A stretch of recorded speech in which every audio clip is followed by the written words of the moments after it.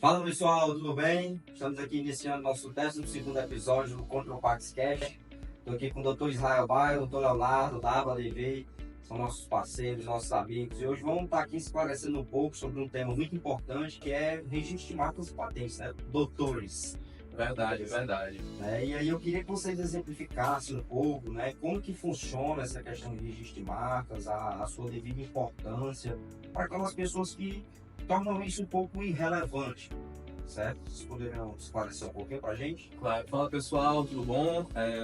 Inicialmente, só me apresentar rapidamente. Meu nome é Israel Baio, advogado, sou sócio e cofundador do ADV, que o Dr. Leonardo, que é o meu sócio, daqui a pouco vai se apresentar e já introduzindo um pouco sobre o seu questionamento, Registro de marca é um assunto que para muitos empresários é um tabu, mas ao mesmo tempo existe uma importância extraordinária para a atividade, para a proteção da atividade, até porque hoje aqui estamos com um exemplo disso, As empresas estão cada vez mais entrando no digital. Sim. E com a digitalização das empresas a gente entra dentro de um avanço de alcance de cada marca. Então, antes até mesmo uma mercearia de esquina, que era a mercearia do seu Chico, agora começa a ganhar uma visibilidade um pouco maior. Sim. E acaba colidindo com outras mercearias do seu Chico durante aí essa navegação de conteúdo pelo digital, Então, quando a gente conquista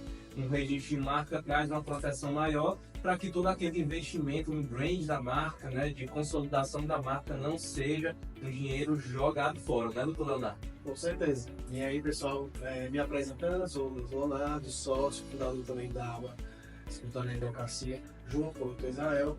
E essa questão, ela de uns 2 ou 3 anos para cá, desde a pandemia, principalmente do registro de marca, ela veio sendo muito difundida, principalmente porque o pessoal passou a ficar mais em casa, passou a prestar mais atenção em assuntos que não eram tão conhecidos. E a prova disso é que lá nos anos 2021, mais ou menos, ali quando a pandemia, 2020, 2021, para que vocês possam ter uma noção, o registro de marca levava mais ou menos uma média de 8 meses para sair, de 6 a 8 meses. Sim. E aí, desde então, esse período ele vem aumentando cada vez mais. É tanto que hoje a média de tempo ali para você ter um registro de uma marca, uma concessão de fato, junto ao INPI, que é o órgão que faz esse registro, é o órgão regulamentador, ele acaba sempre tendo uma média hoje ali de 14, 15 meses. Ou seja, você vê a importância que esse instituto tem, de fato, para a empresa, que não é à toa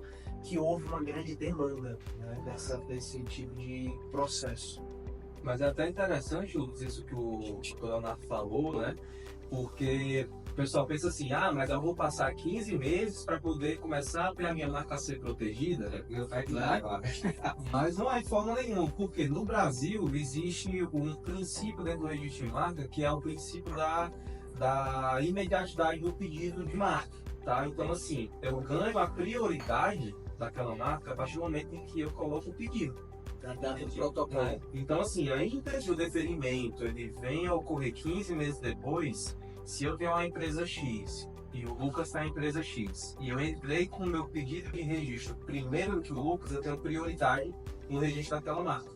Então, isso já traz uma proteção para as empresas e por isso que é importante agir rápido, Independente da data do deferimento.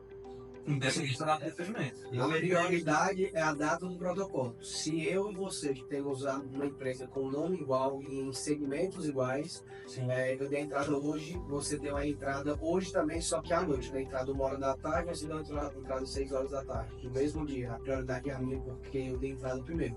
Caramba, interessante. Hoje, quais são os custos de taxas para a abertura? O INPE ele cobra uma taxa para isso, Qual que é esse, como é cobrado esse valor hoje? Esse valor hoje, ele varia um pouco, a depender da classificação da empresa. As empresas, elas classificadas no Simples, ou então até mesmo o MEI, por exemplo, tem um valor já mais em conta que o governo dá um desconto. Então esse valor ele vai ali de R$ 148 para você iniciar o protocolo até R$ 298 quando há concessão no registro daquela marca. Então você paga para entrar com o pedido, você paga também caso você precise fazer uma manifestação, houve uma oposição ao pedido da minha marca. Não é só eu acessar o sistema e colocar uma petiçãozinha, fazer uma manifestação àquela oposição. Você tem que pagar também uma taxa, que é em torno de R$142. Entendi. E aí, em seguida, houve a concessão, a gente paga R$298. Lembrando que esse valor é com os descontos. Esse valor pode ser até 414, salvo a última tabela que eu analisei. E é por isso que é importante procurar uma mão de obra especializada para fazer. Sim. Recentemente a gente recebeu um cliente lá no escritório Sim. que ele tinha dado a entrada no pedido de registro de marca sozinho, né? E ele, no momento em que ele foi dar a entrada, ele classificou a empresa dele de uma forma que se tornou mais oneroso para ele. Entendi. Qual foi o problema? Teve uma oposição com outra empresa do mesmo segmento, de outro estado, com um nome semelhante, foi e se opôs àquela marca junto ao INPI, porque disse que também já estava operando. Por mais que ele tenha dado a entrada anteriormente, ele tenha inclusive a funcionalidade da empresa anterior à daquela, mas nada impede que ela se oponha.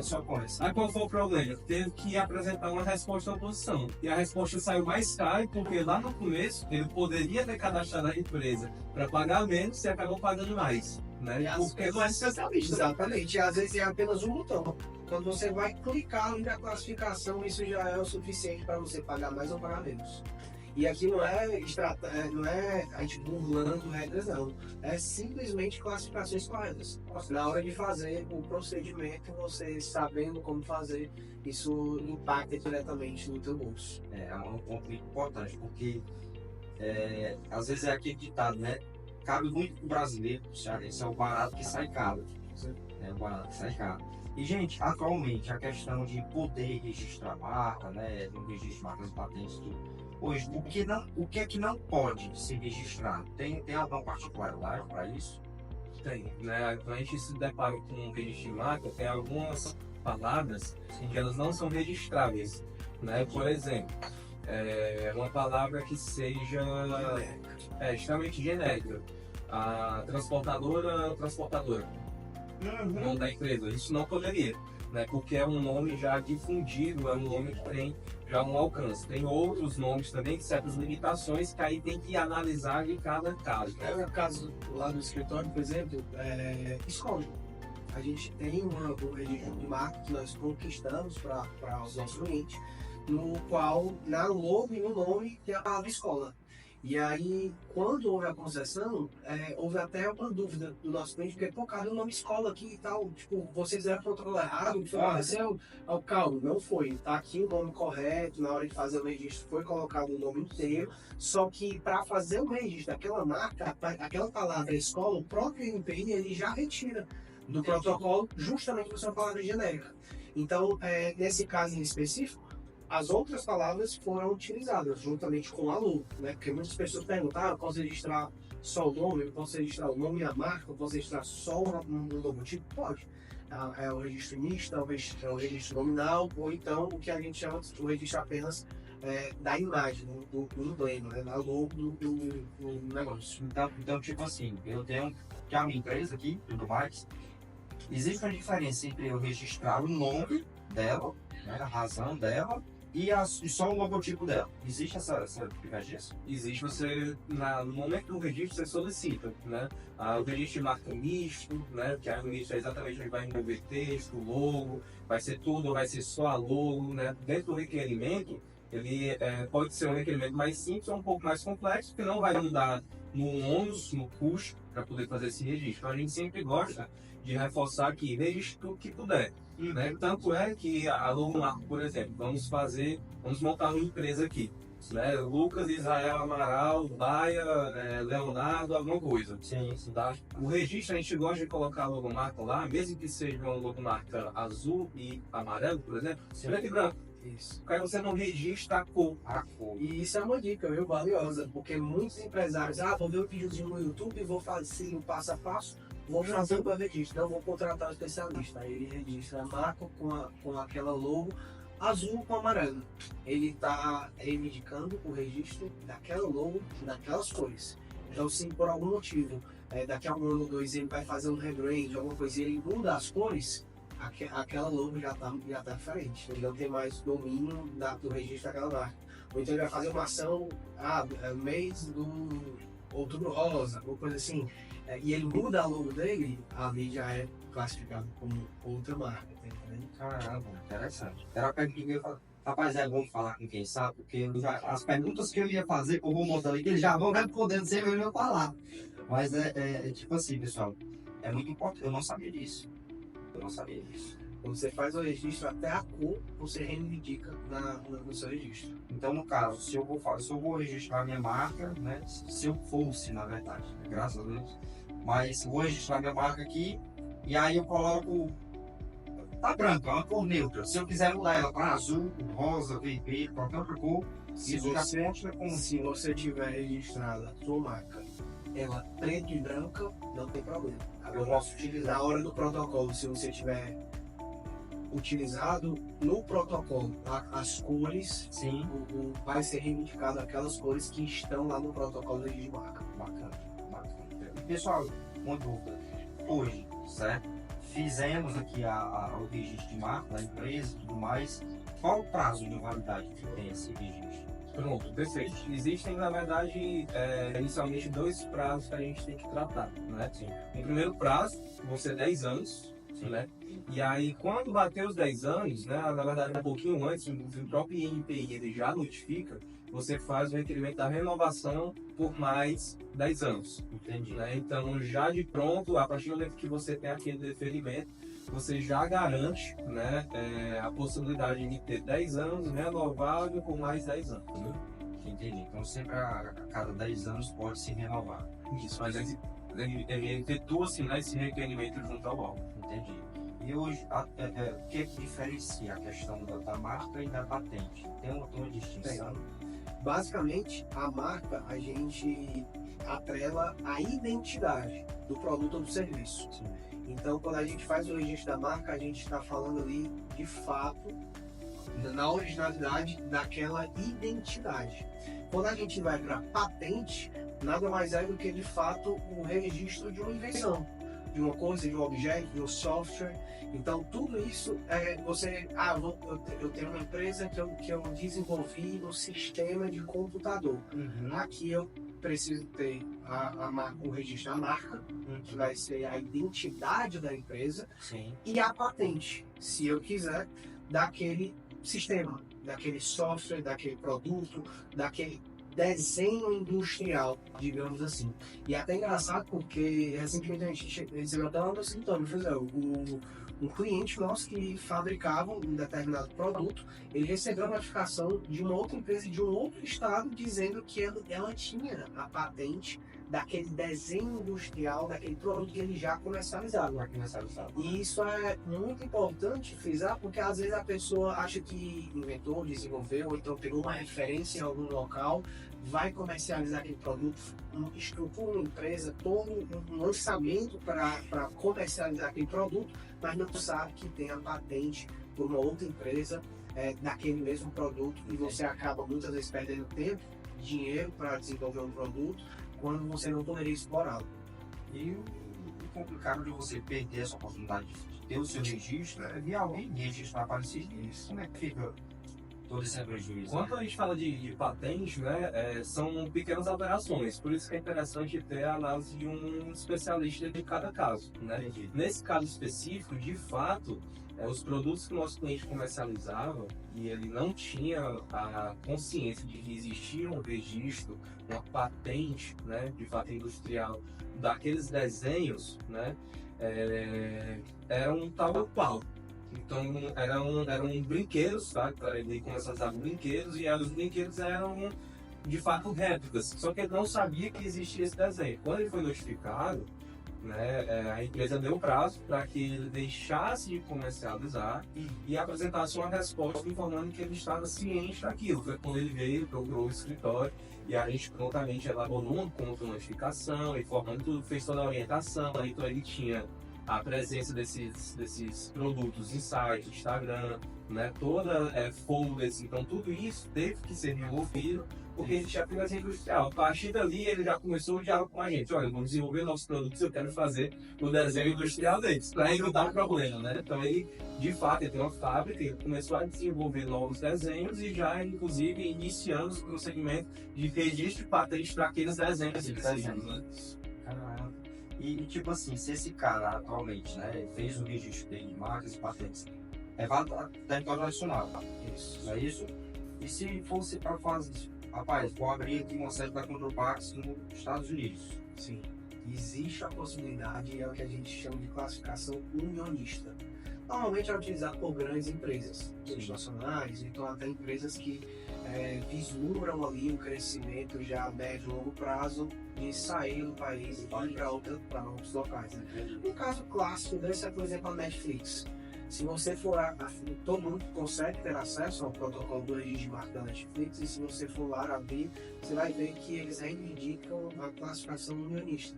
É muito difícil para um empresário comum aqui no Brasil de fato requerer essa classificação, porque em 99% dos casos não há necessidade.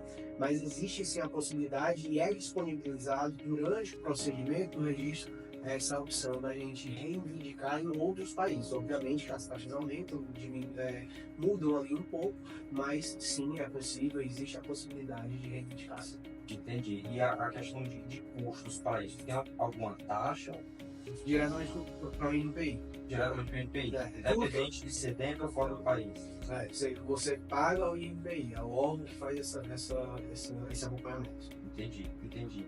E pessoal, o titular, né, que está fazendo aqui esse processo de registro e tudo mais, ele tem alguma obrigatoriedade perante o fisco, perante o INPI ou algum tipo?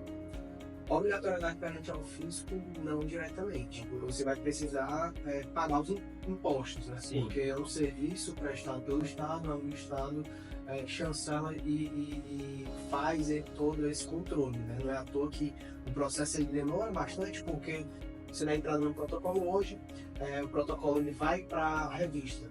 O que é essas revistas? Essa revista nada mais é do que a publicidade de todos os pedidos de registros que são feitos junto ao INPI. Então, a cada 2 semanas, essa revista sai, ela é publicitada no site deles e qualquer pessoa pode ter acesso aos registros que estão sendo solicitados.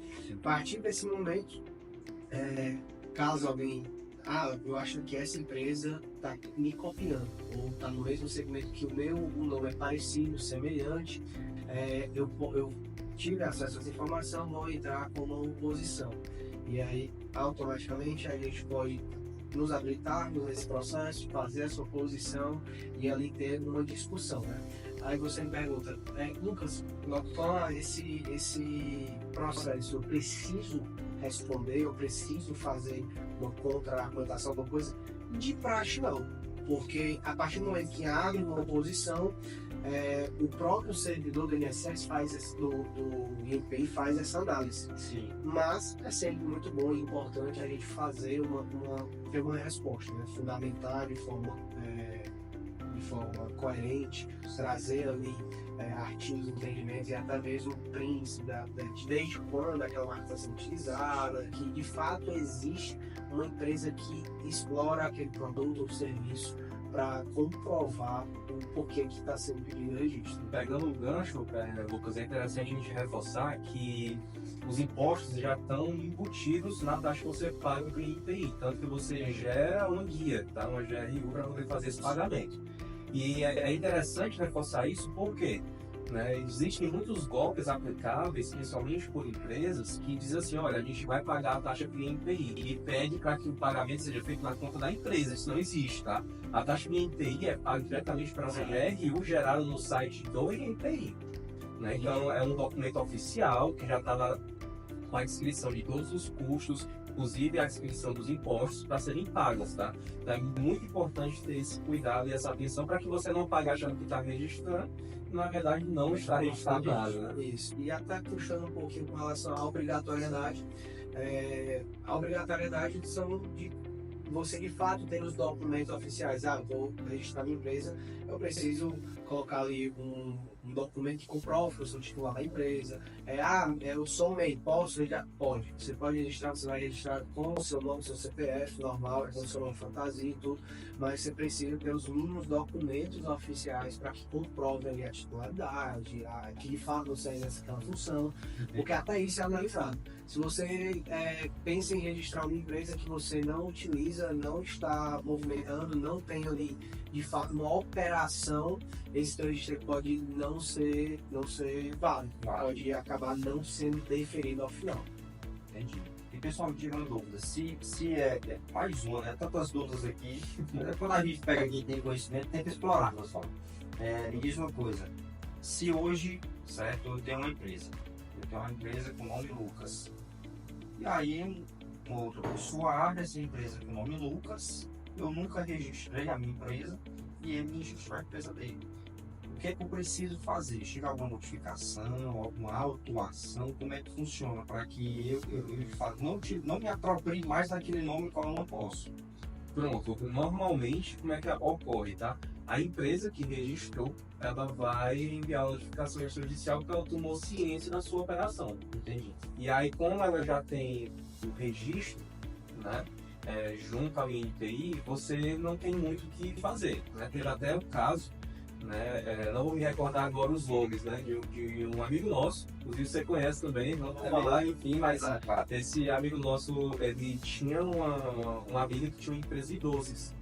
E o nome dessa empresa de doces era muito bom, só que envolvia inclusive o nome dela, acompanhado da palavra doces gourmets, alguma coisa assim. Entendi. E ela já operacionalizava há muito tempo.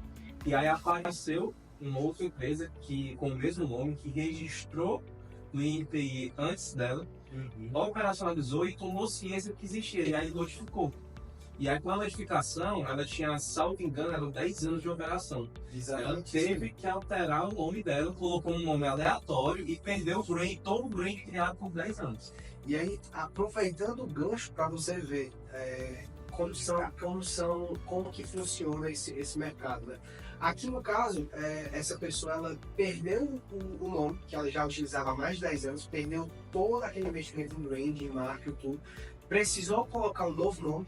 O outro nome é um nome que não era tão forte quanto o nome que ela já utilizava, e isso já é um prejuízo grande, né? Sim. Mas também aproveitando um outro lado, também acontece muitas vezes de uma empresa entrar com o registro dessa marca, utilizar por um certo momento, em alguma outra parte do país, outra empresa também entra naquele segmento, tem a ideia do mesmo nome, só que por algum motivo essa que entrou primeiro nesse mercado com esse nome, não está mais operando, então não gosta, não vai mudar de segmento, essa outra empresa não pode simplesmente começar a utilizar. E a gente já teve caso no escritório também, onde essa empresa que já estava faturando, estava crescendo, estava num ritmo acelerado até demais, de crescimento em um curto espaço de tempo, precisar gastar um dinheiro significativo para poder comprar o direito de utilizar aquele mesmo nome, porque os nomes eram iguais e a operação também era igual. No caso aqui era o seguro de confecção. Entendi. Então ele precisou gastar salvo de R$90 mil. 70 mil. 70 Um mil. cliente amigo nosso, R$70 mil para poder adquirir aquela marca que ela havia sido registrada anteriormente por outra pessoa. E deu tudo certo, eles fizeram a documentação, a transação, tudo bonitinho, e agora ele ainda tem toda aquela marca. Mas aí no caso, a negociação dos 70 mil foi com a outra pessoa que estava com Com esse registro dinheiro. vigente. Exatamente. Aí fizeram a transação, um termo, né? Registrado em cartão, tudo certinho, fazendo a transferência, né? A aquisição daquela marca para aquele valor, e aí ele pagou, né? Porque para ele era mais vantajoso, né? Ele já estava em ritmo tão forte que não fazia sentido ele ter o desgaste, provavelmente iria gastar mais para fazer um rebrand de uma marca que já estava em crescimento exponencial. Né? Exponencial. Caramba, bicho. Interessante, né? Pra você ver, né? E muito Se você tiver conhecimento e fazendo o momento certo, você teria acertado. Talvez, acredito que nesse caso específico foi apenas o time, né? Pode ser que essa empresa de fato tenha começado 5 anos antes dessa outra empresa. Mas você imagina aí se duas pessoas, a probabilidade das pessoas no país começar um negócio em tempos semelhantes, existe. E Sim. se uma entra inicialmente com o registro dessa marca, talvez lá na frente não precise gastar para adquirir essa marca ou até para mudar o nome, né? Foram Sim. os dois exemplos que eu citei. Inclusive, essa semana entrou em contato conosco um cliente que ele está em uma farmácia, né? Que inclusive ele iria utilizar um nome comum com outro tipo de empresa que ele tem, que a intenção é formar um grupo, né? Sim. E aí dentro dessa abertura já inaugurou nessa farmácia, já está utilizando o nome. Só que aí ele viu uma postagem no Instagram falando sobre registro de marca. E ele disse assim, nesse outro segmento ele tem a farmácia e tem uma ótica. A ótica tem um registro de marca, então ele já sabe da importância. E aí começou a operacionalizar essa farmácia e ele disse, cara, eu estou precisando também fazer o registro de marca da farmácia. É o perfeito. Só que aí não é simplesmente a gente chegar e registrar, né? Por isso que é interessante também ter uma mão de obra especializada para poder fazer a verificação. Antes de fazer o registro, a gente tem que fazer uma pesquisa, né? O INPI disponibiliza alguns tipos de pesquisa, salvo engano, são 4, né, Leonardo?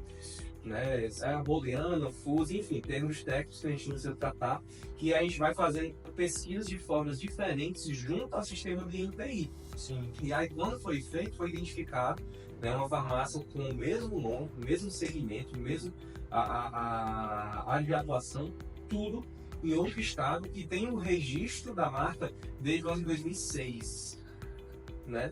Então, isso impediu totalmente a operação. Então, a gente fez, obviamente, uma cobrança prévia, uma análise prévia e tudo isso para poder passar um relatório para o cliente assim: olha, a recomendação é que você altere o nome da sua marca, porque ela está em possibilidade de registro. Inclusive, você pode receber uma notificação a qualquer momento, porque você está operacionalizando com uma marca já registrada. E aqui é importante também destacar, Lucas, que um erro muito grande das pessoas self-made, né? Vou ver um vídeo no YouTube e fazer, cair justamente nessas pesquisas. Porque entram lá na página inicial, fazem a pesquisa radical, a pesquisa livre, aí só identificam ali alguns registros, alguns que caíram, alguns que não existem, então que percebem ali a possibilidade viável de fazer o registro da sua marca com o nome que você colocou, mas esquece dessas outras pesquisas que são um pouco mais avançadas, que levam em consideração até a fonética. Porque até a fonética, a escrita pode ser diferente, o nome pode ser diferente, mas se a fonética for semelhante, o registro pode ser indeferido também. E aí vem da análise mais detalhada ali de um escritório, de alguém que de fato atue fazendo esses registros. Né? Só dor de cara. Então, né? Você diz assim, rapaz, existe mais de patentes. Procura especialista, resolve, faz ali o pagamento da taxa, ok. Mas com uma série de particularidades, né? Fonética, falar fonética, agora eu fiquei assim, poxa, até a fonética da marca. Quando você faz a pesquisa, nesse tipo de pesquisa específico, ele te mostra uma lista de várias empresas, de segmentos diferentes, de setores diferentes, que podem ter a fonética semelhante. E ele te dá até uma classificação de 100 a 0. A fonética do teu nome é 100% igual à fonética dessa outra empresa que às vezes não está nem no mesmo setor ou segmento, mas que tem a pronúncia semelhante. E ele te dá uma classificação. Aí existe, digamos assim, vamos supor, de 0 a 100%, até 50% é permitido, até 10% é permitido, se apropriar da marca, ou de acordo com as outras que já constam, ou não. Essa análise não é, como é que eu posso dizer, precisa. Ela vai mais de forma subjetiva, porque é levado em consideração o setor, o segmento. Quando você vai fazer o registro da marca, você escolhe lá não só o segmento, né, que são as nomenclaturas de cada setor. Entendi. Você também especifica. Eu vou trabalhar aqui numa pedreira, mas eu vou registrar a minha empresa porque ela faz e utiliza granito. Ela altera o granito, ela trabalha com diamantes, então eu preciso especificar naquele registro o que a minha empresa faz. E um erro também muito grande aqui que as pessoas fazem é colocar diversas atividades. Quando você coloca muitas atividades, o índice de indeferimento aumenta bastante. E é por isso que a nossa recomendação utiliza ali de 3 a 10 tipos de informações que a sua empresa, obviamente, se coloca as mais relevantes no seu negócio. No direito a gente chama a responder a última pergunta, né? Sim. Existem aquilo que é taxativo, existe aquilo que é exemplificativo. Taxativo é uma lista que eu tenho que seguir aquilo à risca. Né? Exemplificativo não é uma lista que eu tenho que seguir à risca, é um exemplo do que eu posso seguir.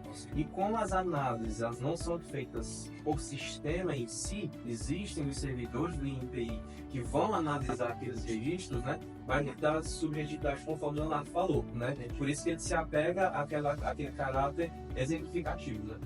Entendi. Pessoal, e para vocês verem, né? São dicas muito importantes, cheias de particularidades, várias nuances, diante de Muitos detalhes. muitos detalhes, diante de tudo que vocês explicaram, né? E, pessoal, eu queria agradecer demais pelo tempo de vocês, pela disponibilidade de ter vindo aqui esclarecer essas dicas, esses insights maravilhosos.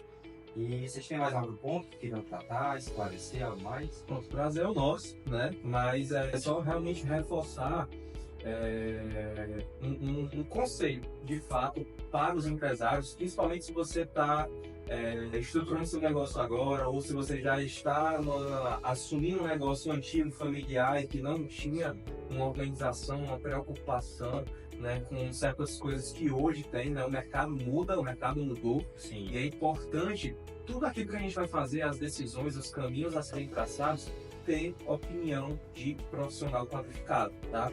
Isso porque lá no começo da nossa conversa foi falado sobre a possibilidade de se conseguir conquistar, né, uma taxa menor através do registro de marca. Isso não se aplica só para o registro de marca, se aplica para tudo. Por isso que é importante ter uma assessoria contábil, né, para poder analisar, classificar qual o momento da sua empresa, para poder conseguir estruturar isso, né, ter uma assessoria jurídica, para poder conseguir conduzir juntamente com a atividade multidisciplinar, né, juntamente com a contabilidade, né, e outros fatores, né? Hoje a gente tem a questão do marketing, preocupação com LGPD, né, uma agência para poder se posicionar melhor no mercado. Então, sempre procurar pessoas que, dentro do seu nicho de atuação, consigam lhe ajudar a solidificar cada vez mais o seu negócio, né? Existe empresas de contabilidade, advocacia, que trabalham com serviço, mas também são empresas. Nós somos empresários aqui, todos estamos sentados, e a gente sabe da dificuldade de manter uma operação rodando todos os dias, né? E aí, muitas vezes, a gente tem um conhecimento técnico de um lado, mas nosso escritório tem essa contabilidade, a contabilidade tem assessoria jurídica, e aí, às vezes, uma empresa de outro segmento, ou transportador, não quer ter, né? E não sabe da importância que, de fato, isso faz no dia a dia de uma operação, né? E até mesmo chancelando e complementando, aqui no escritório também a gente contrata outro escritório de advocacia para algum serviço específico, no caso de cobrança, essas coisas, né?